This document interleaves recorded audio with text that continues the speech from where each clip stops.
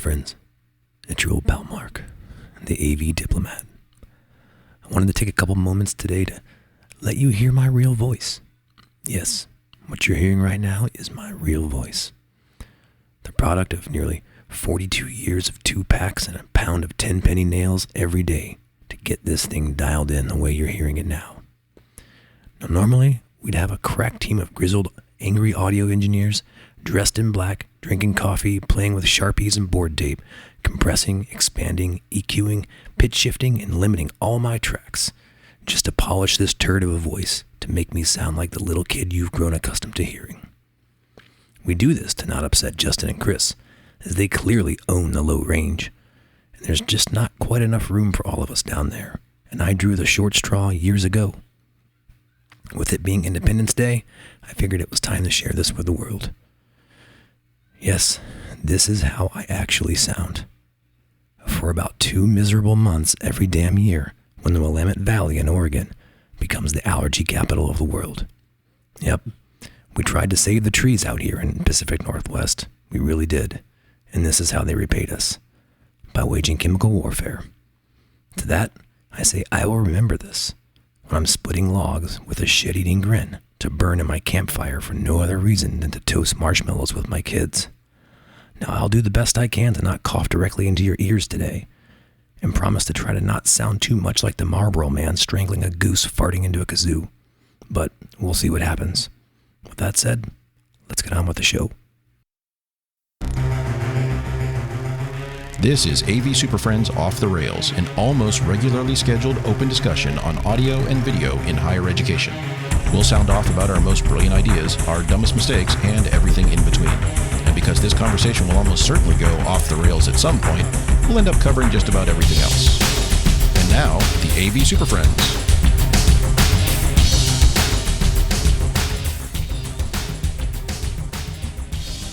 For July 8th, 2022, it's the AV Super Friends Off the Rails. Welcome back, everybody. Time for another Friday afternoon podcast adventure with the AV Super Friends. My name's Chris Decter. I'm joined today by Justin, Larry, Jamie, and Mark and his coughingness. Hello. His coughs with him. Yes. That intro was not sweetened or modified in any way. That was just Mark feeling terrible. So that's my reality right now, friends. That's what's happening in my world. You get to enjoy that. Yeah, we captured it all for you. So on today's show, we're going to discuss the client's perspective on delayed AV projects. We're going to talk about a good idea that might be a bad idea, or perhaps it's a bad idea that might be a good idea, depending on your perspective. But first, the ever-popular AV news. And it's AV related, and we're going to make Mark talk about it because his voice isn't working. But this was his story. So, Mark, tell us about this cool microphone. I'll put both links in the description here. But this cool microphone developed at Carnegie Mellon, and kind of where you see some potential for this in the future. Oh, was the C part of like the play on this? It had to have been. Good job. Hard hitting facts and news coming from Gizmodo. But this is it's an optical microphone, right? But the secret sauce in this was its ability to discern and pick out different, I think it says instruments, but different frequencies and bands and ISO them out, which I thought was just a clever play on kind of where technology is going now. The fact that it's an optical microphone, I think in itself is a little bit different than the norm that we normally kind of have. And the fact that there's some AI-ish stuff going in, being able to pick different pieces apart. Now, we've all seen like lobing microphones and the like, but this is kind of just a different, unique little bend. I'm not saying this is going to take over the world by storm, but I think it was just an interesting little tidbit of an article. And I figured, hey, why not? It's news-ish. It's AV-ish enough. What do you think? Yeah, I mean, from my perspective, I think what is interesting about this is not so much how they're using it, which is strictly for performance and music because that's what they know. But the robotics team who actually worked on this basically has created sensors that are high resolution enough that it can discern different frequencies, different instruments, or even, in theory, different people speaking, which means down the road, we would see DSPs and microphone systems be able to do this and even in a shared room with our fancy beam tracking and beamforming microphones, they would be able to adjust gain or adjust levels or adjust even DSP compression and equalization and all the rest on individual speakers depending on how they're talking. So if somebody's in the room with Mark's terrible voice, it would be able to compress some of that and eliminate some of the rasping and hacking. It would just put me in another room somewhere else. It would just mute you and be done with it. Yeah. So this guy doesn't have any good ideas. And also, kind of the next step is auto tracking cameras. I mean, this plays right into that. You're already using some sort of visual aid to determine where the sound is. It shouldn't be that much farther to move the camera there. And I like to just kind of, it's another like data capture point, right? That's not just doing like the shotgun approach. It's very selective. And what can we do with that? I think it's not so much about this, but what can we do with this type of data gathering later on? And I think that's what I felt was a little more interesting about it. We could do some real targeting, like, I don't know, just a little smarter microphone technique, I guess. Well, and we've always been told that physics is the big thing. Like, we got to get the mic closer, This kind of takes some of that away too. I think one of the things that they put in here that I find interesting is the whole reason is to be able to isolate certain things and get rid of the rest of it, right? And so if you have in a performance venue, in a music venue, in a space, it doesn't matter how close the microphone is, you still get the bleed from something else. And to be able to do that, and just say, I'm only going to get this guitar, and I focus only on its body and strings.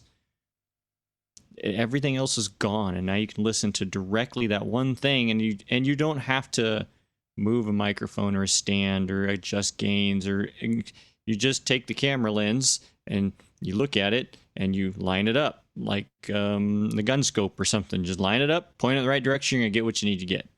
Right? And I think that's really cool, and I think that's where it really starts to intrude into our world, good and bad, right? We find all these good uses, but then again, do we really want to focus that closely on lip reading? So what you're saying, Jamie, is that if I had this device, then maybe you could hear me more instead of the lawnmower outside that my neighbor tried to hire at exact time that we're recording. Yeah, that's right. So that would be perfect tool for this.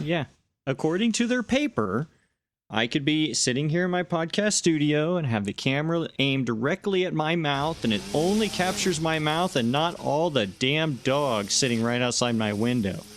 Or the weed eaters. Bonkers. Or the mowers. Or But if it was phase reversed, you would only hear that and none of yourself, right? So it was just lawnmowers and dogs. There you go. But, and then it gets to the other side of what kind of horrible things could we do? Because now you could basically lip read and hear everything from any person in a crowd of people. Yeah, I mean, that it's kind of cool, but it's kind of scary all at the same time, right? Could you use it for like some really dubious things out there, like long, far away pickup of audio that there's been optical and laser microphones like that for 40 years or more. Yeah. So that stuff's been out there, but it's been very low resolution. It's been very, very scattershot, as Jamie was describing. It's not very fine tuned. It's not very, it's not super accurate, and requires a lot of processing to get a lot of stuff out of that. So I'm thinking this is more, again, one of those proof of concept things. We're never going to see this as a product. We're going to see this sort of technology show up in other things. Exactly. In like, it'll show up in your phone in 10 years. When you're recording a bunch of people, it'll be able to pick out the individual people, and you'll be able to almost select different audio tracks depending on who's talking or what they're doing. And so you're saying, we're all singing happy birthday at Susie's birthday. So I'm going to pick it out, and we're just going to hear her reaction, and we'll mute all the rest of it. It'll do that, even post recording after the fact, because it'll be able to discern all that stuff, even after you've done your recordings. Yeah, similar to that camera that they, when it first came out, that captured every little piece of information, and you could change your focal length. You could I was going to say, is this a more terrible version of the optical owl vision going on? I think so. Jamie, I remember the one you're talking about 10 years ago or so, and it had the it was like the Lumix depth. all light, and it captured all the information in that one CCD, and then at any time in the post process you could change any attribute of that photography, right? And I kind of like where you're headed with that, is that now you can get the student play on the screen, and for a bunch of fifth graders, and now you can actually, whoever you're focusing on at that time, you can get them, and they're not handing the microphone around. All right, that'd be kind of cool. Yeah. So, no more gating auto mixers. No. Or the Dan Dugan camera system, one of the two. Yeah, it'll be native if Yamaha ever makes consoles again. Well, they do. They make plenty of consoles. They just don't make. They the just chips don't to actually work. run it. They don't. Well, they don't if you want work. analog consoles all day long, you can still get them. But the minute you want Dante in there, sorry. Yeah, anyway, so I don't know. Coming soon to some far flung No, microphone thing. I appreciate you finding this, and like you said, I mean, this initially, I guess, crossed your came across the transom for you from Gizmodo. I did dig up the link from Carnegie Mellon as to what they're actually doing on that. Lots of detail there, and they have links to their research papers and all that. So that'll be in the show notes. Cool stuff going on there. I guess look for this in a product near you in 5 to 10 years, or maybe a little bit sooner, but somewhere around there. Supply chain dependent. Well, okay, yes, 20 years from now. So. Just as you're all ready to retire, this will Order be the new it thing. now. Yeah, and put your orders receive in it now. later. For fiscal Much year later. 2025. Currently right. shipping in 742 weeks. All right, well let's take a quick break, and we'll come back and talk about some challenges with delayed AV projects. There's a great new digital magazine from Higher Ed AV Media found at higheredav.com, and we do a special monthly show where we actually stay on topic.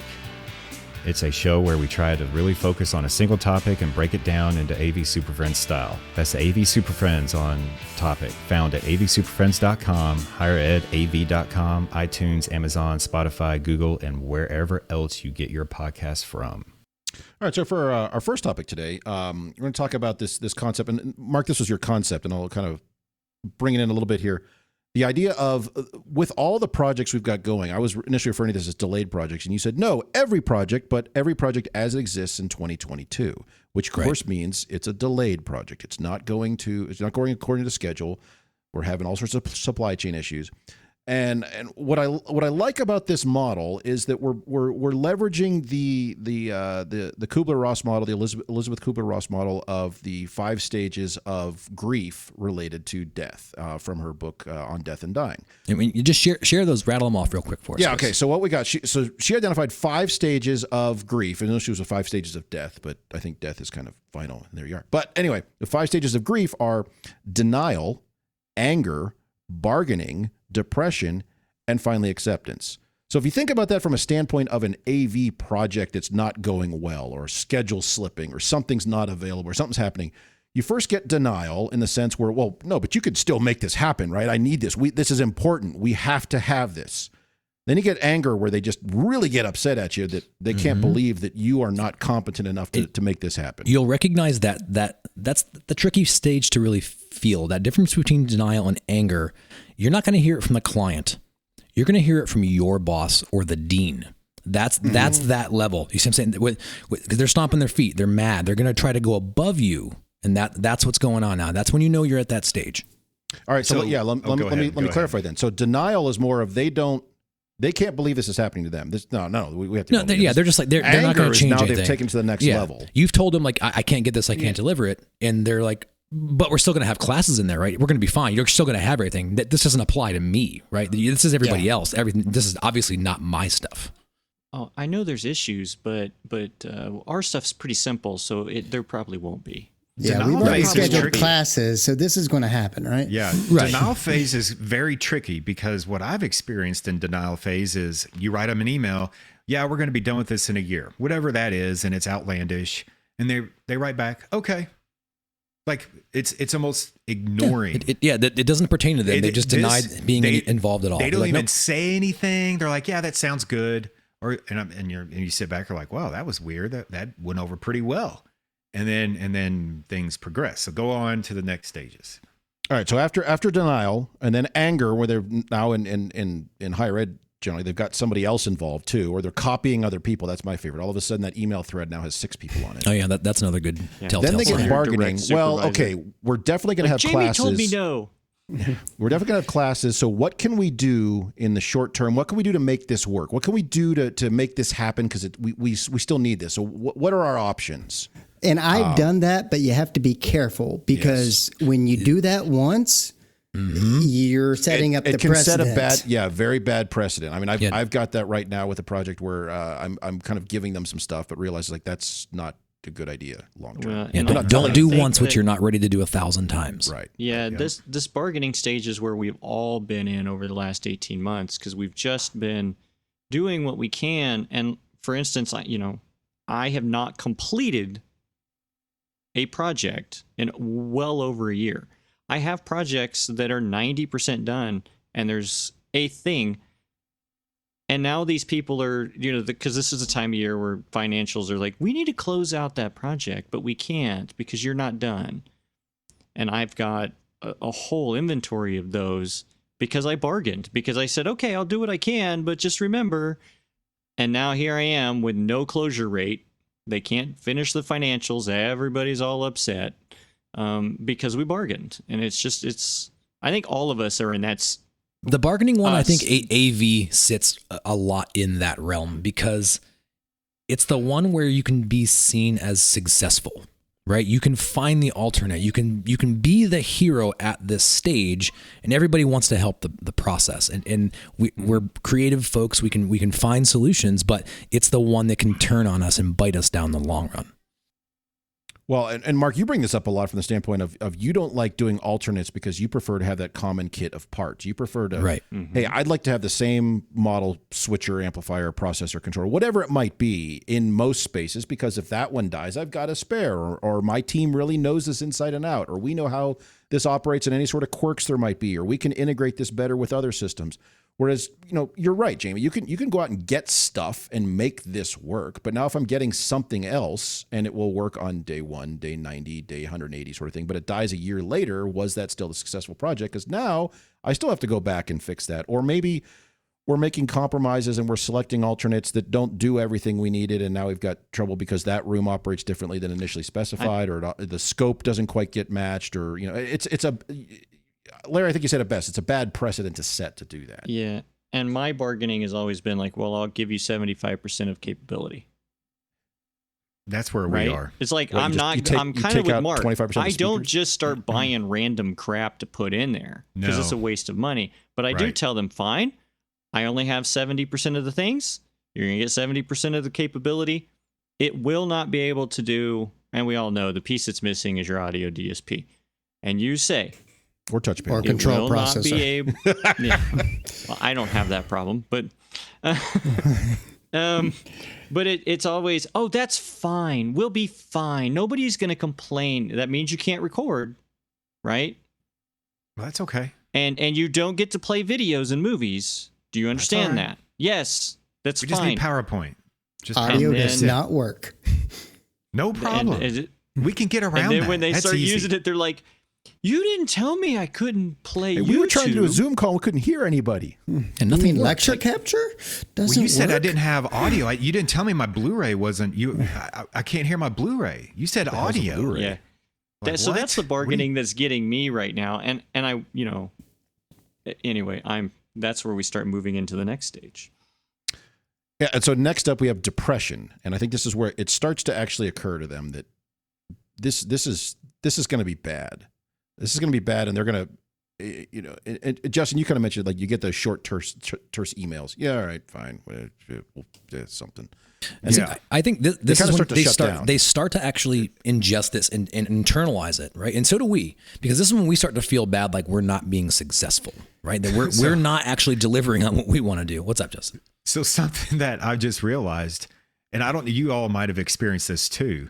Is this doesn't go in linear order sometimes? So let me explain. So you No, go it goes all over. You go through the Oh, first step, the denial of, and they write you an email saying, yeah, a year sounds great. Even though we have classes in 3 months, no problem. And then you go through and you get to the bargaining, sometimes depression phase.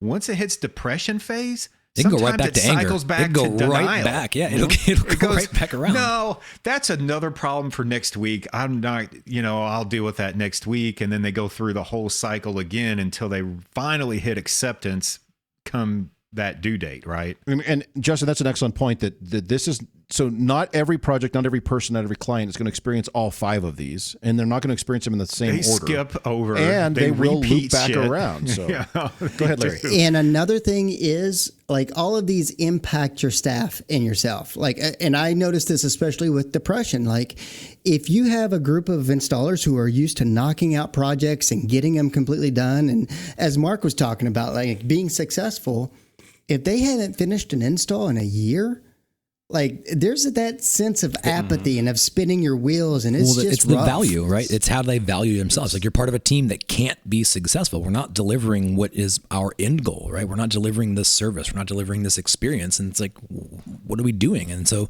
it is internalized on both sides of this equation. Yeah, a lot of the times I mitigate that with my internal team on all sides of AV stuff that I do, inside Western and outside, and I get their buy-in. You know, I present, hey guys, look, this is the situation, and we have 3 options. What do y'all think we should do? And then we hash it out, and everybody comes to that one conclusion.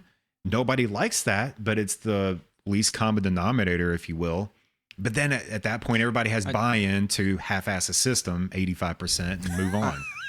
I feel like, well, you know, I hell feel with like it. the depression stage is also when it starts matriculating, right? Because most of our conversations are with the owner, the approver, whether it's Right. dean or whatever, right?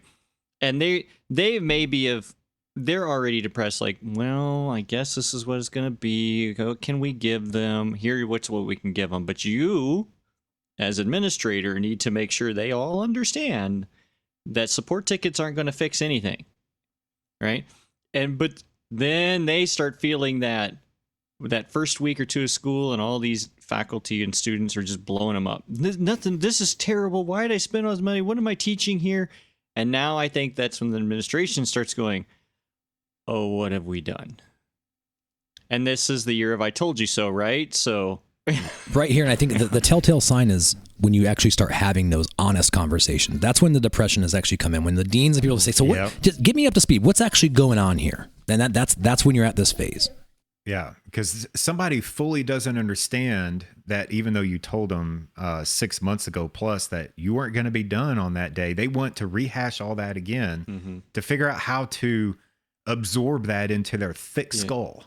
And this is where Well, you'll find yourself being angered because you're Yeah. having to go and relive this whole thing again to come to the exact same conclusion with somebody else. A big challenge I've had with this type of conversation is stepping out of conversation 1 completely to have conversation 2. What I mean by that is when you're having the same conversation over and over and over again, sometimes that fuse gets a little shorter with that new person that you haven't had that conversation with. So you got to kind of compartmentalize and separate these conversations so they don't spill over, and then you become some asshole to a client. Like, I just asked when it was going to be done. And he jumped down my throat, you know? yeah, and we're in a depressive stage at this very minute because the project that I'm working on, we've been warning them for 9 months that it may not be done. Construction and everything. This is everything. The big hoopla, the big show it off party, and this particular project has a lot of donor money, a ton of donor money, and they're all coming to the party. And now all these folks are like, wait, we're gonna have a party in a dirt room, and uh-oh. Yeah. And so we now it's that depression part, they're bumming. And now they're trying to go through all the other things too, but man, even if they've accepted it, they can't. And it's tough. Yeah. Sometimes it's surprising. Like, I was talking with a CFO, not at WKU, but a different school, about a project we were doing for them. And it's this big direct view LED wall, and they have an open house at the end of July. I had to make the phone call, and I knew just to, you know, just talk to him straight up. Said, hey man, I got some bad news. I don't know what you're going to say. You might cuss me, but this ain't going to be done by your open house. I tried everything I can, but it is what it is. So there's this long 30-second pause, and he comes, okay. Like, because some people's acceptance is a lot shorter than others, right? And Justin, you bring up an interesting point there, and often it helps when working with clients on this to have that kind of tough conversation, but just be straight with them.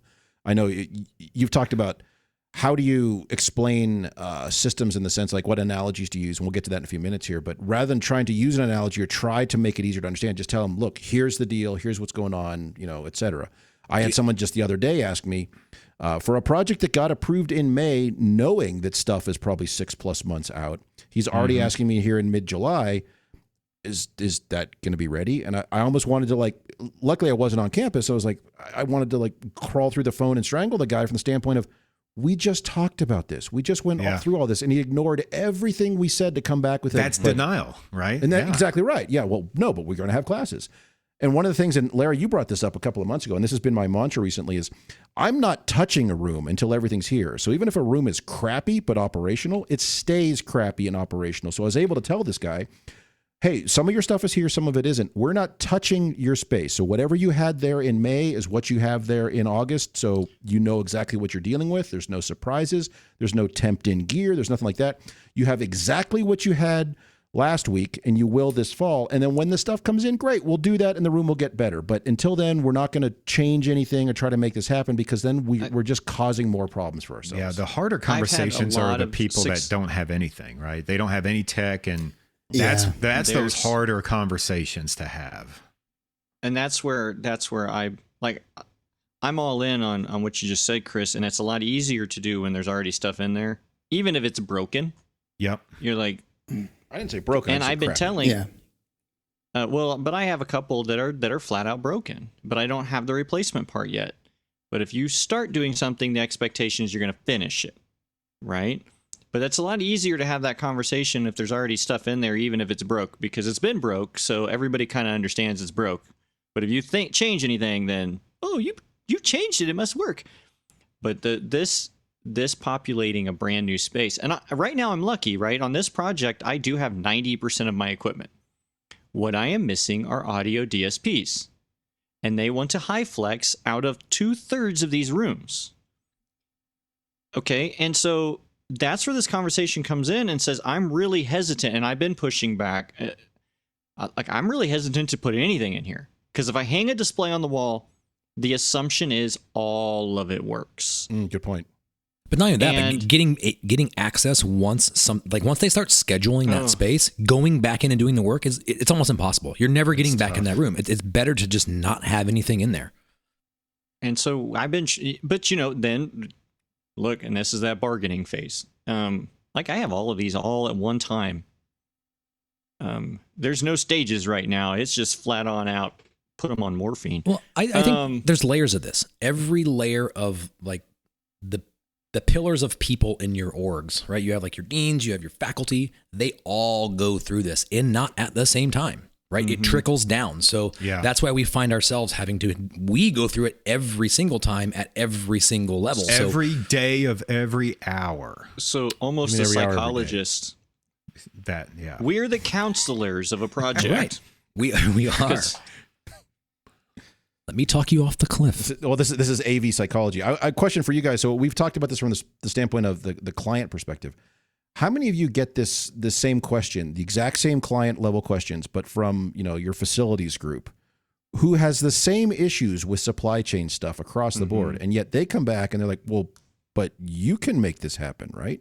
It's like we just spent 20 minutes talking about how you can't get a control panel for your elevator or an air handler or something. It's like 14 months to get that. You just complained about that to me yesterday, and now today you're asking me, but you can still get projectors by next week, right? You know what I say to that? I say, once that elevator works, give me 3 to 6 months after that, and then we'll be done. What? Ugh. I'm like, tough shit, buddy. Is it PPE still? If it is, I'm not coming in. Yeah. Well, there's that too. We're ready for you. I'll bring all your gear over and no, put your windows in first, and then we'll install our shit. Go get your back-ordered windows, get them here, get them installed, then call me and let me know, and then we'll be sometime down the road after that. It sucks And being in the middle of that's- a project that's constantly being done at the bargaining phase. And that's just how it's happening. It's always bargaining. That's where the analogies come out, is my bargaining phase. I always use analogies in bargaining phase, right? Well, one of the nice things Yeah. right now is the security locks are the things that are back ordered. And so I don't have a secure building. I'm not going to store equipment in there anyway. And make that work for We've you. had the same discussions. Even steel doors, solid core doors. There's some issues getting solid core steel doors. Well, I have a brand new building, and there's no doors and no locks. Larry, to your It's like point, a because they're barn. all coming out of It's just a Ukraine, barn. right? It's fine. It's And- barn.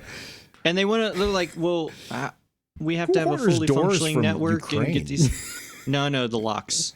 Oh, Like one of the Same major question. RFID. Didn't even work for them. Those Ukrainians can make a damn door. Let me tell you, man. You got to get them. One of those Yeah. those RFID lock systems that the big companies Oh, one of the use manufacturers. Okay, comes- I'm with you now. Yeah, I comes thought you out meant the of physical Ukraine. door. No.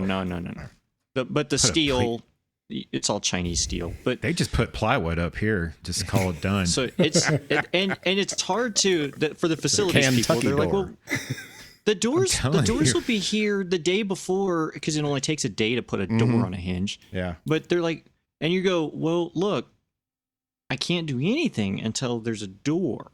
I can't do anything until the building's waterproof. yeah, you can. We had two rooms flood out, and we had to redo the entire room. And not we, the contractor for drywall and carpet. It was finished.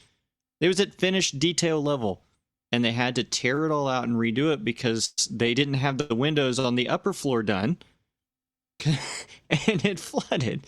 And you go, this is why we didn't put in $180,000 worth of equipment.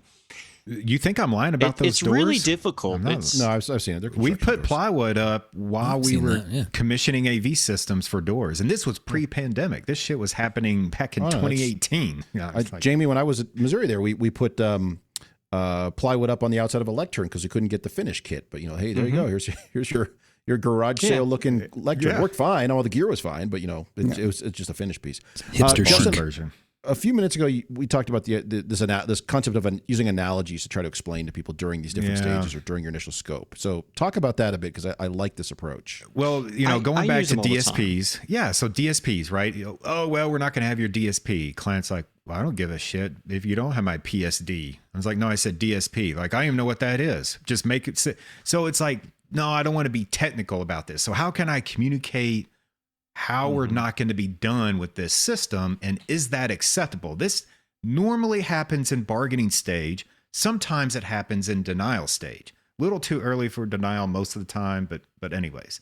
So I usually use food or cars to do this, right? And so the cars is kind of easy. You have a system, you have a car. Car's made up of a lot of parts. You got engine, brake pedal, gas pedal, steering wheel, et cetera, et cetera. I said, look, think of your AV system as a car.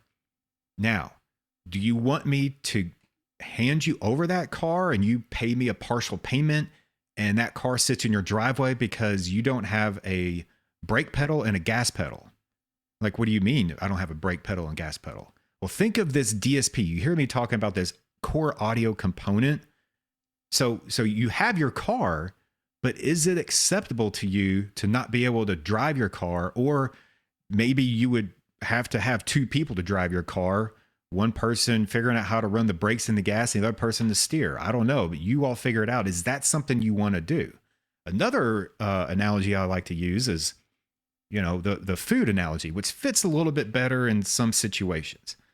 So you talking just about like making a meal thing? Yeah. Well, just break it down to something simple. You just ordered a hamburger. Okay. So I'm here to supply you this hamburger. Now you said that you wanted ketchup only on your hamburger. That's the way I like my hamburgers, bacon, burger, cheese, and ketchup. That's about it. Now Larry's giving me weird looks. That's fine. So Wait, like just ketchup? Like just ketchup. Yeah, that's like and a lettuce. McDonald's burger, dude. Bun. That's like a kid's burger. I'm a 12-year-old when I eat. I don't care. So it's I like my burgers plain. So let's say that what if I gave you mustard instead of ketchup? Is that acceptable? Well, no, it's not. Well, wait a second. How long has it been since you ate? Because if it's been 5 days, that mustard might be really good. And so it depends on you're gonna choke this mustard down. right. Five So it mustard. depends. Mustard. That's good how stuff. starved they are for that AV system. So we have a system right now in production that we've been waiting on, a QSC Core 110F. And it's been 4 months since we've installed all the projectors, all the displays, and the video over IP solution. I was like, we can start this, but you're not going to have audio for a long time. So we went through that bargaining phase, and I had to use the food example. And they finally said, yeah, that's fine. We'll just run video for now. And we haven't got any complaints about it. Now, it was a struggle to have that conversation, but by setting the expectations correctly and throwing away all the technical jargon that they don't even care about, using analogies will help make them understand it is an incomplete system, and to not expect all of the functionality whenever we get done with phase 1 out of 50 nowadays, or whatever that install timeline looks like. See, I wonder around the room. I bet we all probably have used that car thing. I know I'm guilty Car of using thing's popular all the time. car, Food is race sometimes car. popular. I've used a lot of train stations, in out kind of things. Even I've done doctor and brain heart type things and systems, depending on human who the body's a client- good yeah, one. Yeah, it works. You So play doctor at work? yeah, if it comes down to it. Wait, when you're dealing with like the vet med folks and you got to like break it down, why is this not working? Well, So is it your okay if I brain's cut gone. off only one of your legs today? Yeah. Like, can we do that? Is that okay? Like, Yeah, it's yeah, a- sure. I'm work still stuff. alive. You're right. As long as I can still go to work. I can still go to work. You know, I can sort of play kickball. Maybe we'll see. One-legged kickball. That's right. You ever try? It's an Olympic sport here in Kentucky. by the way. It does amuse me that Larry will talk about high flex and hybrid based on hot dogs, and you talk about AV projects based on hamburgers. So we're getting to the AV Super Friends picnic here at some point. Yeah. We Hot should dogs have and that. hamburgers. Somebody needs to use bring in food French very fries often. or something. Yeah, so we'll talk about potato salad. Or it's like tomatoes versus onions, right? Like, what do you want on your burger? Well, I hate onions. Well, if you haven't eaten in a week or two, that you might like that onion. Yeah, see, I feel like the tomatoes Eat just this they onion threaten and mustard and deal with it. the tomatoes threaten the structural integrity, and it gets a little bit sloppy sometimes when those I tomatoes are hate on tomatoes, right? But I love ketchup because tomatoes are too slimy. And so And everybody, off the rails. We did it. We got What is there. happening here? so that going back to the whole point What's of in your this fridge? Is there like one thing in there? don't expect Ketchup. Lots of ketchup. It's just ketchup by the gas. It's got a big pumper. I'm just. Yeah, I'm gonna have my milkshake and shut up. All right. Yeah, when the semi truck pulls up with ketchup, I have to unload the 50-gallon barrels and store it out in the back Roll 'em hole. in. We got a whole 55-gallon cave. drum of ketchup with Yeah, just a pump. that's on how we top. order it, in bulk. I use analogies in the needs analysis a lot too, and Yeah. especially like the car thing. Like, look, you can buy a system, and you can buy the Chevy system, or you can buy the Cadillac. Don't say It's Cadillac. the same damn car, right? Don't say I mean, Cadillac. it's the same car. We all know. All they did was put a better plastic inside of it. But Not even that. it's supposedly, and the cost went up. So it's sometimes I have to have that discussion. Right now, like with the DSP, every conversation I have is that DSP is the transmission Yeah. of a car. The engine will turn over. It'll suck gas. It'll run like the Dickens. But it There's a lot ain't of going noise. anywhere because there's no transmission. It just sorry. And they look at me like, oh, I get that now. Okay. And now they're angry. Now we're back to angry. You should have done a better job at designing your systems, Jamie. You shouldn't have needed that transmission. I think what is frustrating to me, and now let's turn this to us, right? Is like we're not the only ones going through this. Like this is a global thing, and I don't know why it has become acceptable. It's never acceptable for our institutions to buy crap off eBay. We all know that, right? It happens, but when you go to your administration and say, "Well, I'm going to buy this thing off eBay," usually it's like, no. Usually, am I wrong? Maybe everybody else gets to buy off eBay. Well, no, yeah, that's I wouldn't that's even, one I wouldn't way. even take that to anybody. Well, that's one way. Well, I've used that Still, once. okay, but that's the to point, get, right? To Is- get somebody else to say no for me, right? Yeah. So So hey, the whole idea is we that- don't get No, look, here it because we're is not on allowed to buy eBay stuff for on eBay. $5. if you can procure this through university funds, I'll install this bitch, right? Like, let's do it. And then we can't get it. We couldn't figure out how to write eBay a check. Like, Jesus Christ. What are you P-card, writing? man. Come on now. You Check? Like, what are you writing the checks for? I had to. It was a deprecated thing. It was one of those. It was like an old Polycom deal, and I only needed half a part, and it's deprecated, and I got somebody to approve it through eBay. But you can find like secondhand stuff on Amazon sometimes, though, too. And Amazon's easier to get through. Yeah. We can't do Amazon either. All of these purchasing people are even going. The financial people are coming back going, well, can't you just get one of these on eBay so we can close this? Good Lord, what's happening in Missouri? No, I'm not. No. And number one, they're not available. Number two, no. But that's where that bargaining. No, and see, that's where I'm a little different. If somebody told me that on campus, my answer to that is, as soon as you buy this thing and get it shipped here, and if it arrives in time, we'll look at getting it installed if it's the same part number. But we are going to replace it with the one we have on order when it comes in.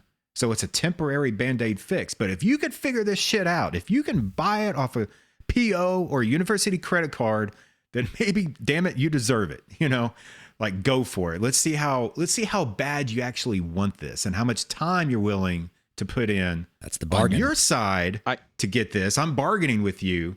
Like, you are going to feel my pain here. You're putting your chips in the middle. You want to bargain away? Let's do it. Let's do it. Let's roll. It's that bad. It's a bad precedent, though. Like, I don't want to start installing crap that they get off eBay. Oh, I don't either, but it's worked for me. Like, nobody's been able to do it, right? So it's whatever. So but you just said in that scenario, you're able to make that work, and you're going to go back and change it out when the other thing comes you in. do the right thing eventually. No, but what I'm saying is now you're adding to your labor and building and you are expanding your own scope. So you are. That's correct. It's a mitigation point, right? He was like, well, let's just do this. And I used the Crestron example, right? And I said, okay, I'm going to go try to. Crestron is terrible right now of getting things. Surprise. I know. And you guys have never heard that. Wait, what? But it's really difficult to get some of that. But Jamie, we have classes starting in August. That doesn't matter to me, right? Yes. You're still going to have it, though, right? This is the dean's conference room. I went to eBay and I pulled up a Pro 3. And they're selling like buy it now price for $12,000. Yeah, man. $12,000. And I looked at them and I said, okay, I've got a couple of those on the shelf. Here's the new version. Like 4 years ago, this is what we bought that thing for. And they went, do we have used ones? Can we just start selling those? Right. Can we start making money on these? Yeah. Can we flip these? Like, this conversation flipped over in a hurry. It was ridiculous. I hadn't looked at this, but yeah, you can get. Here's a parts only as is CP3N for $25. That's almost worth gambling on just to see what happens. Personally, there's good stuff. Personally, there's good stuff that you might gamble on, but not for professional. Yeah. No, I agree, and that's a lot of it. Is you run into warranty issues, you run into support issues, you run into to general performance issues with things like that. So you just don't know. And yes, you can get that for $700 instead of $4,000 in a normal scenario. But is it really worth gambling on?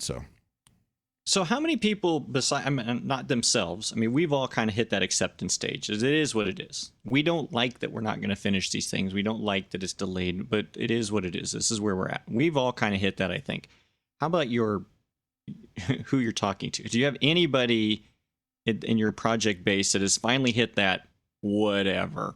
I think you will know when you're there. Out of 30. When everybody's capitulated and the registrar steps in and says, okay, we're just going to put you over here. That's when you know everything is like it's done. The decision has been made. The alternative path has been found. Yeah. Like you're there. Like the registrar. If any of you haven't already, reach out to your scheduling group, your registrar group. Work with your registrars. Give them a heads up on spaces that will not be ready, and they'll just take the classes out of there. So even though that's the fast track chair of the education department, the history department, the physics department comes out and says, we need these 3 rooms online. We have classes in there. You're like, no, I've already gone around you, and you don't have classes. No, you need a space for classes, and let me take care of that for you.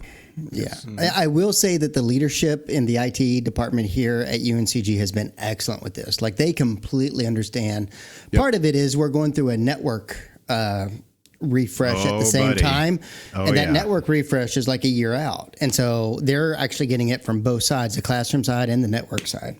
Yeah, same thing here. I mean, the leadership's been great because they see this in multiple locations. They see the same issue causing, even just PCs and things like that. Specialized products, the servers and building switches and things. It's all over the place. And so they recognize when you say, look, this can't happen. They understand that and they'll back you up. And what I do like about that, as long as you're open with them from the get-go and you tell people 4 months, 6 months, whatever, and you tell them along the lines, hey, this one's delayed or that's delayed or here's a plan or whatever, they're okay with it. I mean, I've got a project right now, which is literally the president's conference room, the president of the university. So they can't play any higher card but it's for the president. He probably doesn't even care. He's probably like, I don't know, whatever. Well, yeah. So the nice thing about this, our current president is great. He doesn't care because yes, he's like, I can work from home. I'll figure it out. But I've kept leadership up to date all the way through. So when something gets delayed and changed, moved, and whatever, hey, we're all on the same page. We recognize what's going on there. It's the little projects, the health sciences department who just wants one room and all of a sudden, but they need that by August, and it's like, I look, we can't do it. I do have an interesting thing with the president. So our chancellor's system died too, right? And so he would like to have his done, and I actually have his stuff. Ironically, in the building that he really wants done for the big donors, I have a space where I don't have the stuff, and it's the exact same things that I just bought for his office. So he is now sitting in a position where he gets to decide if himself or the students are more important. I can reallocate your system, sir, and I can have that building more complete. Common kit of parts. And I'm in this position right now. And I'm just kind of curious how that's going to play out because what are you going to do? Did you leave it in his boat and then you'll just do whatever he says kind of thing? That's what I would have done. No, it's in his like assistant, his number two's hands. But they have to make the decision. You're not the decider on that. No. Okay, that's good. Just provide the data. Just give them the data. And I gave the options. It's like how serious you are that this has got to be done. How serious are you? Because I have this option. Here's an option. And I have like 18 different contingencies, and that's one of them. But it's interesting you said that, Chris, because I'm in the same boat. And the chancellor, he's like, whatever. And now he's like, whoa. But I think there's that wait whole till January. That whole leadership and like decision maker thing, and communicating this with them, right? And how you do that efficiently. It's because we spoke about this before on the show. And you could write 1,000 emails every day, people asking status updates on that, or dashboard that. Right? We dashboarded ours that has critical information, that has what's at large. Has the updated status, like when did I physically have any update available for your project, and who owns it, contact information, and like estimated time. Next 1 to 4 weeks, 5 to 8 weeks out, 9 beyond, and then 3 months beyond, and you can see where you are, and then check there. Any information, Don and myself, we update that on a weekly basis, so people know, like, oh, my stuff's right there, I can see it. Right? It's just a simple smart sheet with roll up. Has a dashboard, people can see it. How's that been received? It's awesome. People love it because guess what? Again, it saves me time. It's automation, right? It's that I'm not going to write you a personal email for the 45 projects I have in flight right now. I don't have the time to do that. Just because you woke up one morning and wanted to know the status of where your stuff was, great. More power to you. Check the dashboard first. Yeah, I'm starting to do that even with internal projects for other people in IT to see, because when they'll ask us to do things, hey, can you just go over and change out these things real quick? Well, no, here's the list of projects I have going. You tell me which one of these doesn't get done. Right. And it levels the playing field, but it also allows you to think about how you work, right? And you can really understand that, okay, here's all my tasks and everything I need and what my prerequisites are. And you get a really good understanding of all the data around what it takes to create a classroom, a conference room, or whatever it may be. And you can be really transparent with everybody else on campus. And people seem to love it. And all the admins have seen it, like everybody needs to have these dashboards for all the work going on. And if you do set something up that way, be prepared to have to show people how to do it in the future. Yeah, we're still playing the where we at game, where we at email game. Mm-hmm. And that's just a time suck, man. It's such a waste of time. It is, and usually by the time it gets gets dug through all the email systems, it's out of date and it's out of whack anyway. It's so I mentioned after you showed us yours, you show us yours and I'll show you mine. After you showed us yours, I kind of went to, I was like, look, is there any way we can do this? And how can we automate it? And it's starting to sink in. I think after the PMs and things have had to write gajillions of update emails, that maybe we should just have a one-stop shop. It doesn't have to be hard. And I only use Smartsheet because it's pretty much Excel. I'm not trying to sell everybody, Smartsheets out there, but it just works really simple without having me to go learn and sit in some 10-day crash course to learn some PM. But you're right. You can do the same thing Yeah. with Excel Online or probably even Google Sheets to the same extent. You're just dumping data in from other Right. sheets into it and exposing certain cells from other sheets and just sending that link out to people to say, hey, here's your Exactly. project. You can see how many devices are received, when we have you on the schedule, and there you go. And if you have a question, just check that link. Right. So if you don't have a dashboard, and there's some projects, outside of WKU where I don't have dashboards, I spend about 2 to 3 hours every other Friday or Saturday. And I just, on the bigger projects or the, more verbal clients or more the clients that need more updating, just schedule them an active or proactive update. And that makes them feel a lot better. Oh, okay, well, you got this in, or there's no new information. Okay, great. Or yes, the schedule has changed, because I don't know about you all, but this happened with the 110Fs that showed up 2 days ago. I had 3 or 4 on order, and a week before they showed up, QSC told me they weren't coming till September, and they I've got just the same came. thing this week. Yeah. And so Identical thing. yeah. And so I was telling my clients like, hey, I'm really sorry, but this device that we've talked about is not showing up till September. And just giving you a heads up, I'm working on a different plan to get you temporary audio in. Just hold on and we'll get back to you in a week or so. See, our And then dashboard literally- holds that. It holds a note section that has the critical Yeah. path. If there's something there that's causing this time delay, it's in the note so they can read it. And so if we got that from the vendor, we would just drop that right in. It would become last updated as today, and then that note would be provided right there, so they would see it in real time on their dashboard. Yeah. And so I sent that email saying, hey, I know this is a big surprise and it's a great surprise, but guess what? We got your product in that wasn't supposed to ship until September. And they were floored like I was. I couldn't believe it. And we use our dashboard internally as well. Like our staff can see it's like, hey, this is what's coming up, guys. So please plan your vacations accordingly if you can, because you can see where the workload's going to fall. Yeah, so hopefully this was a useful discussion. I do like the idea of framing challenging AV projects, delayed AV projects, or current AV projects in 2022, and framing it around these 5 stages of grief, because we're seeing this from clients across the board. It's just this is the way things are happening these days. So keep that in mind and think about the best way to maintain the level of communication and try to mitigate some of these. But it's going to happen. And hey, do a little bit of research and see what are these strategies like for grief counselors. Because you can pretty much at that point do the same thing as an AV engineer, as a project manager, or whatever role you might be holding there. That you're going to run into these same things. So keep that in mind. In the meantime, we're going to take a quick break and be right back with some really bad ideas. As many of you know, the Super Friends have always been better received when we have more input from you. So, here's your chance. Send us a note at mailbag@avsuperfriends.com and get involved with the show. We're looking for some topics to discuss, some fellow nerds to talk to, or just general AV awesomeness to brag about. But remember, we'll probably steal your ideas. And I suppose we'd take some criticism, but that wouldn't be very nice.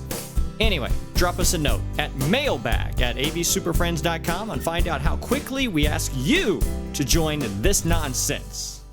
So for our last segment today, we've been kind of tentatively titling this "Talk Me Out of It" or "Help Me with This" or something like that. We want to get pick everyone's brain on this.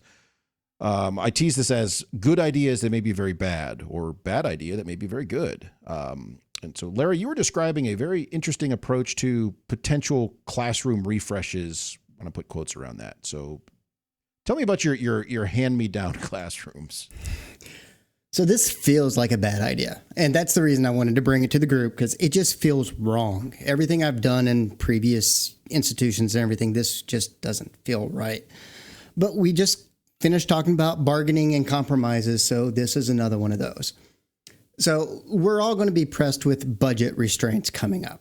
Like across the board, enrollment's going down, things are getting more expensive.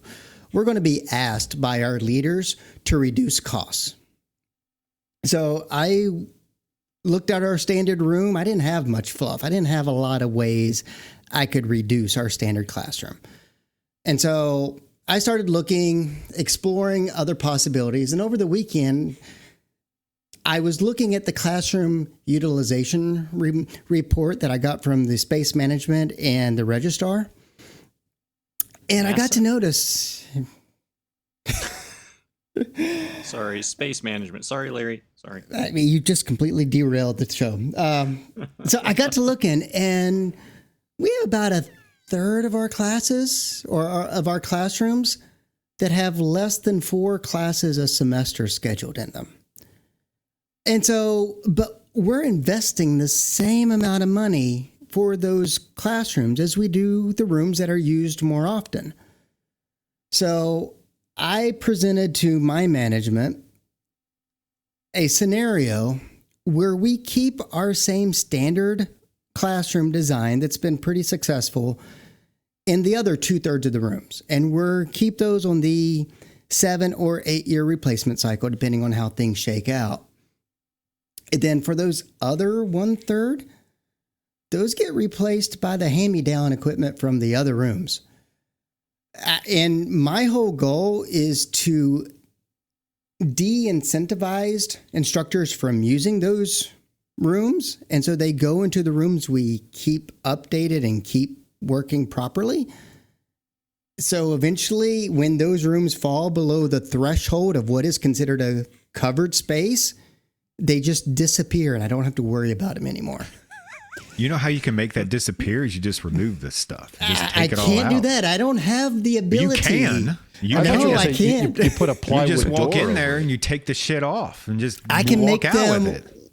I can make them worse. I can't make them non-existent. You know how to But- make them worse? You cut the cables. So that's Wow. my idea, and I'm curious, like, how bad of an idea is this? I don't know. I would have to be presented with more variables, I think, like culture and there's a lot of stuff going on there. Like if I was at WKU and doing this, they might be all about it. Like, yeah, let's recycle everything. Let's just keep using it until it dies. Like, we're already in that boat. Like, I don't know. There is like a green aspect of this that is like certainly a thing that's like, oh yeah, get the maximum usage. I get it. And I think where it fits, it's a good idea, but I'm not saying I'm going to design around it. But I think it's worthy of cost saving measures. I have a threshold. I do this all the time. And most of the time it's because we've done an update in a room. Let's say it's 4 or 5 years old, and for us it's Extron. So maybe we put in DTP and these other things, right? Well, then that attrition, we're going to renovate this building and we have all this stuff. I don't allow the new renovation to have the old stuff. I make them buy new stuff. And I take that, and it's still 5 years old, and most of it is out of technical warranty, and I will put it into rooms that are 15 years old to get the VGA out, to get old DSPs out. So, and I will take pieces, if I deem them, I have a threshold, and we all do, of what's acceptable and what's not. And I will reuse it until it physically smokes. Because I have a lot of places that maybe they don't need the full kit. Maybe they can get away, or maybe they've been running on this XGA lamp projector and they finally lost the bulb, but I have this 3000 lumen laser sitting here. I'll put it in and I don't care. It is technically a supported unit, and usually it's underserved departments anyway. But I reuse that stuff all the time. But I do have a threshold. There is a limit of what I will reuse. Like Polycom is not going back. I know it may still be good, but it's not going back. For those of you who even thought about using poly. But I do. That's so, Larry, I think you're within reason. I think it's a great idea. I reuse it all the time. And I guess one variable I need to put in there is when I looked, a lot of these classrooms that have like 1 or 2 classes a semester are departmental spaces that, because of the way we structured what is and is not considered a covered space, get included. So if we can convince them to switch their classes to a general inventory, all the better. Yeah, and I try to Yeah, look but then at you'll it have too departments who do that. They switch to general inventory, so you Then upgrade switch it stuff, back. and then they switch it back. And I've then they had that switch it happen back. too. I've had it- That is a thing. And I've actually No. removed systems from that. See, but And this you go, goes. I "Take have it back. taken them That's out before. mine." That's This just fixes creative that, financing 'cause is all that is. Rather than making that classroom a general inventory, we take their class and move the class to a general inventory and give that classroom back to the department. That's some registrar magic there. I don't know. Yeah. Yeah. So I don't think it's a terrible idea, but I do think put limits on it. And also I judge it as, yes, it's a departmentally owned space. It's the only one sociology has. And there's still kids in there. There's still classes. There's still teachers. And they have no control over the administrative BS that's not letting them have 50 grand to do a room, right? So let's help a brother out, right? It's one of them deals. So I will say Help a I brother don't out. subscribe to this theory across the board, but I am somebody, I can't remember who just a minute ago brought up the idea, and Larry, it might have been you, that some departments and some colleges are able to do this more often than others on campus. So they have better funding. So you can leverage, hey, that stuff coming out of that building is 6 years old, so it's about at the end of life cycle, but it's better than the stuff that's 10 years old across the way. So I will do that with certain things. For example, DSPs, we just talked about those. I mean, A, they're in short supply, and B, in a basic space, those haven't changed in a while for what they're doing. So if I'm taking 10 of those out of the School of Business, I can repurpose those elsewhere on campus. So I'm all about repurposing gear as needed to kind of backfill on things like that. But I'm not quite there with the wholesale, like I'm going to upgrade your old space with this or swap a projector here and there. You know, it's a I don't. different Yeah, gear. I don't think whole systems go for me. I will pull product and put it back on the shelf and kind of rotate in and out like where need be and use it as spares and things like that. But it definitely helps for the less endowed units, I guess, around campus that don't have tons and tons of money to kind of do all that stuff. But I don't know, it helps. It's definitely a creative. Yeah, arrow, go I to guess. your wealthy departments and encourage them to refresh all their rooms sooner than they need to, so you can use Put that as them on a inventory. 4-year cycle, Yeah, and yeah, everybody Yeah, you else replace this stays. every 3 years, guy. In 2 years, this is broken after 15 minutes. So There's a new HDCP. Oddly enough, those are the ones that do replace everything within 4 or 5 years because they got some donor. Yeah, I I mean mean, that may be true. That's the bread and butter for some of these poor schools. It's like, oh, business is doing it again. We're gonna See, get and something. And with us, every classroom is on exactly the same replacement cycle. So those departments like the business school isn't getting their stuff any sooner. Even with donor funds or one-time funds or something like that. Interesting. So, I will say that there are opportunities there if you're doing big capital projects or some of the where there's special funds available. Then yeah, you can backfill a lot of things. To Go to fast forward. eBay. They're going to have a commercial AV division. Just Just put it all on wait. eBay and Justin buys it. It's crazy. So maybe it's a good idea. I don't know. We'll figure it out. Well, we've managed to ruin yet another episode of AV Super Friends Off the Rails. You can contact us with questions, topic ideas, or general complaints at mailbag@avsuperfriends.com. If you complain loud enough, we might just invite you on the show. Nice work, everyone. Sharp broadcast. Really good. Everyone on the floor as well. Really a lot of hustle. I liked it.